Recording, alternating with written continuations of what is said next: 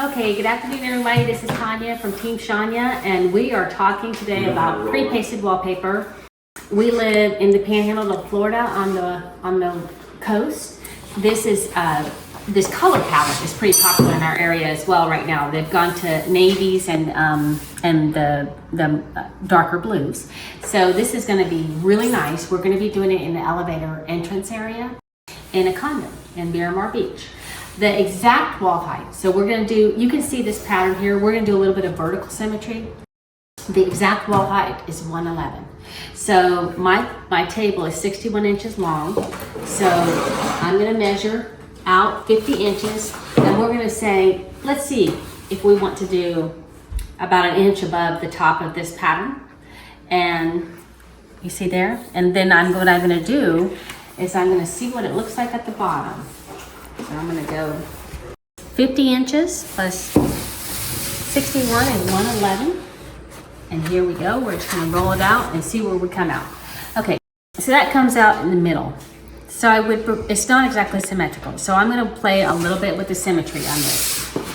And what I'm going to do is come down. We have two options. I can go up a little higher. Let's go up to about, let's do 5 inches above the top of this pattern. Okay. And then let's see what that looks like at the bottom.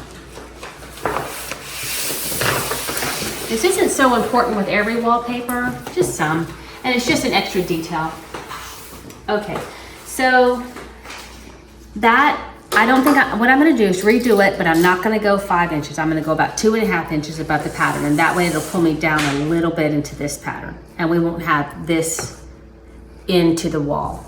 We'll be kind of right around here, and then the top will be the same.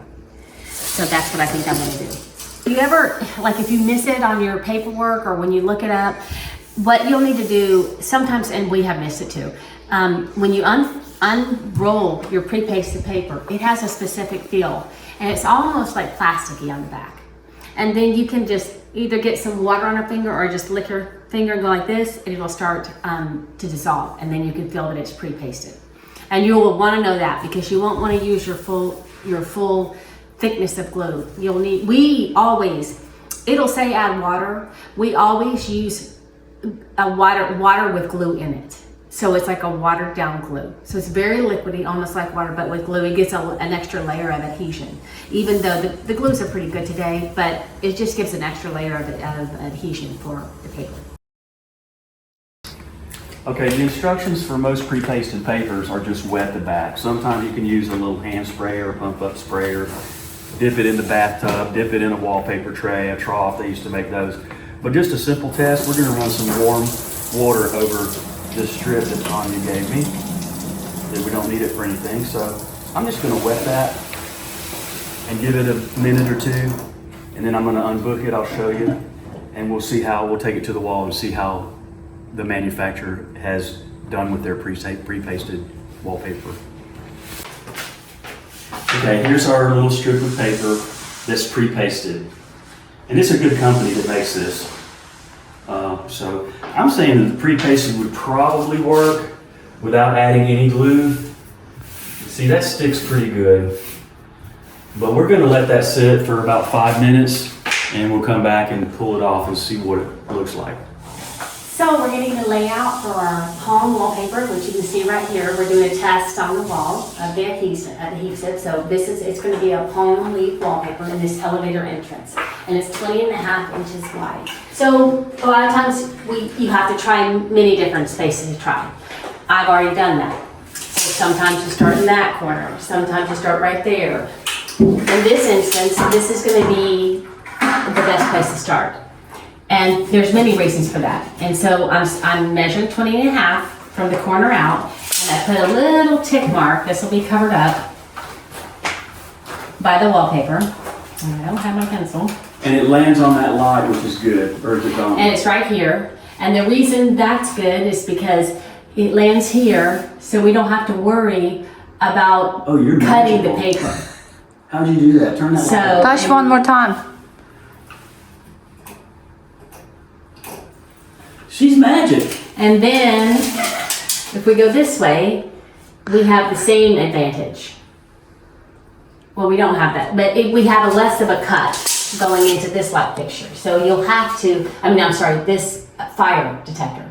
So whatever you do with this, you're gonna have to make a little bit of a cut in the paper. So as many times as you can get where you have your seam coming into the middle of all of these things that we can't take off, but we have to cut around, that is what you wanna do. So let's try one more just to see what this does. If we start here, we have there.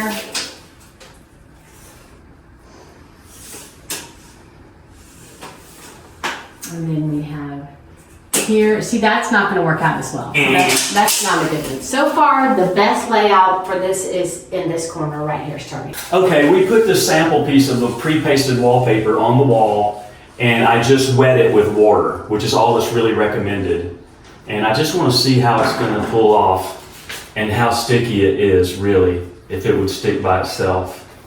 It looks like it would. You know, there's still enough tack on it that I think is good. But we've added some glue to our solution, and that's pretty sticky. That's not bad. But we've added glue to our water, and it'll make it a little bit thicker. So we're starting with a fresh, clean bucket, because even 1 grain of sand, you know, we live on the beach here, so sand is in everything. So we want to make sure that there's a very clean bucket.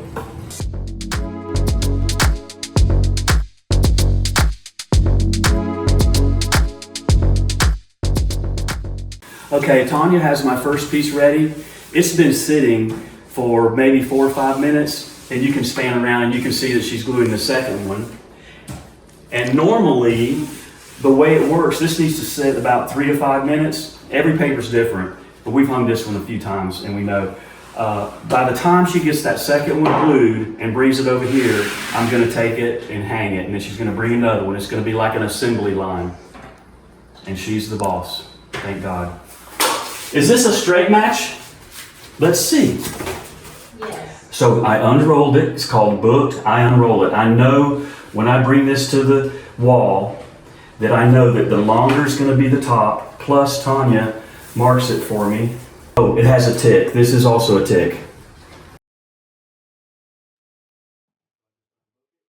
This tells me too, see how slow that it's unbooking? That means the paste is good. This particular application, I'm putting it very close to the corner, almost just butting it, barely even coming over the edge. And the reason is, when you have a diagonal fern or pattern like this, if it overlaps and underlaps, you know, too much, it really throws these off. And this is an important corner because when you get off the elevator, you're looking here and you're also looking here. So in that case, we're probably going to wrap that one. Okay, this is a corner. We're going to wrap it with a full piece, and Tanya's booked it, the shorter at the top. So I'm going to line it up and we're going to wrap the corner, which for a short corner, it's okay. A lot of times with long corners, you can't wrap them because the walls are too crooked. So we get this up in here. You can turn your paper right here in the corner, and that helps. It's going one way and the other. So it's flipped this way and flipped that way. And we're going to just put that in there and see how it comes out. So to go to the next step, I have to get this piece right. And it needs to be like sticking better than it is.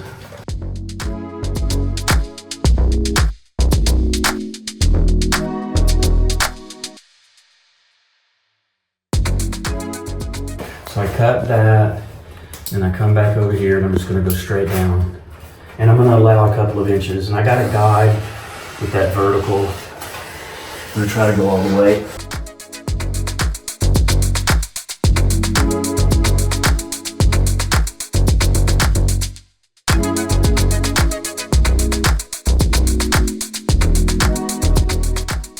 Okay, we're still working with this. We don't need a ladder anymore, so we're gonna just push this in here. Let's see, I can get it lined up with this stem of the fern. And that's gonna be my guide to keep it straight. So you can see that stem is lined up right with this casing all the way down. So now I can tuck this side in.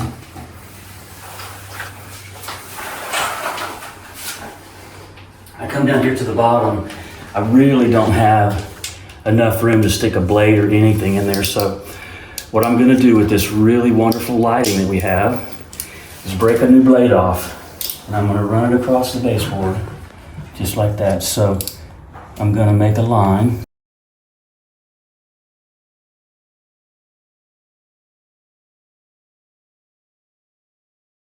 This one's hard to do because it's so papery. Okay, so I've got a little bit of a line there. It's not much, but with experience, I know that my line is in there, so I'm just gonna cut it as straight and 90 degrees as I can, both sides. We'll see how it turns out.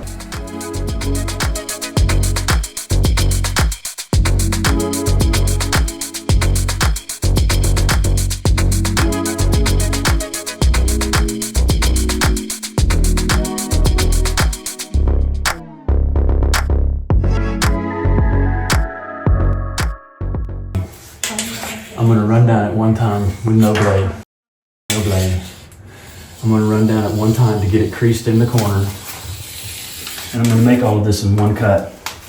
I got a brand new blade, sharp. I'm gonna put it out about that much.